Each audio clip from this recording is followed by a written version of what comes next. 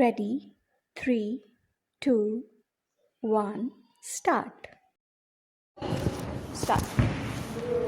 महोदय, भारत जैसे बहुभाषी देश में जहाँ विभिन्न भाषा परिवारों की 1652 भाषाएं बोली जाती हो, अष्टम सूची के अनुसार भी देश की 18 प्रधान भाषाएं हो, खान पान, वेशभूषा, रीति रिवाज आदि की दृष्टि से भी एक प्रांत दूसरे प्रांत से बहुत भिन्न हो, वहाँ देश की अखंडता को बनाए रखने के लिए सबसे अधिक आवश्यक यह है कि संपूर्ण देश के नागरिकों का वैचारिक स्तर पर आदान प्रदान हो, सांस्कृतिक विनिमय हो, एक दूसरे को समझने सराहने की चेष्टा हो,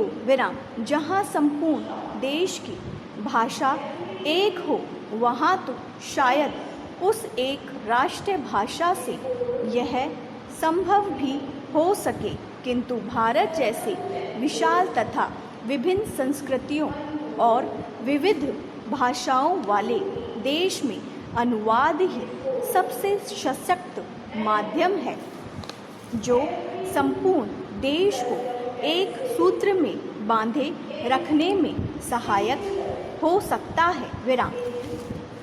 द्विभाषिकता का महत्व भारत में प्राचीन काल से रहा है। आज भी भारतीय जनसंख्या के सांख्यिकीय आंकड़े यह बताते हैं कि भारत में द्विभाषियों का प्रतिशत काफ़ी ऊंचा है। कहने की आवश्यकता नहीं कि सभी भारतवासी सामान्यतः हिंदी या निकटवर्ती प्रांत की भाषा को दूसरी भाषा के रूप में प्रयोग करते हैं। अहिंदी भाषियों के मध्य हिंदी का प्रचार शिक्षा, व्यवसाय, जन संचार, फिल्म आदि कई कारणों से हुआ। द्विभाषिकता का महत्व रोजी रोटी तथा आत्म विकास या आत्म प्रचार से बढ़ता है। यह द्विभाषिकता अनुवाद की मूल भित्ति है। एक व्यक्ति अपने भावों व विचारों को दूसरे तक पहुंचा सके तथा दूसरे की बात स्वयं समझ सके, इसलिए वह 2 या अधिक भाषाएं सीखता है। यह व्यवहारिक सत्य है कि जो व्यक्ति जितनी अधिक भाषाएं जानता है, वह उतना ही बहुज्ञ है, क्योंकि भाषा के सहारे उसका परिचय क्षेत्र तो बढ़ता ही है, वह विभिन्न भाषिक संस्कृतियों से भी परिचित होता है। देश चाहे भौगोलिक दृष्टि से छोटा हो या बड़ा, शक्तिशाली हो या निर्बल, धनी हो या निर्धन, संश्लिष्ट अंतर्राष्ट्रीय राजनीतिक स्थिति को समझने के लिए दूसरे देशों की साहित्यिक, दार्शनिक, वैज्ञानिक स्थिति को समझने तथा उनसे लाभ उठाने के लिए उसे अनुवाद का सहारा लेना पड़ता है।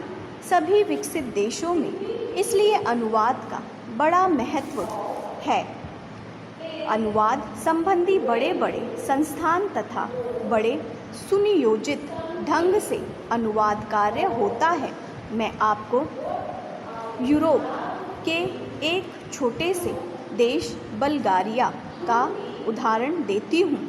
बल्गारिया की जनसंख्या 40 लाख है। बल्गारिया में पर्यटकों की वर्ष भर भरमार रहती है और उसका विदेशी मुद्रा अर्जन का मुख्य स्रोत भी पर्यटन उद्योग ही है। विश्व के अनेक देशों के पर्यटक वहां आते हैं, जिनमें बल्गारियन भाषा जानने वालों की संख्या नहीं के बराबर ही होती है।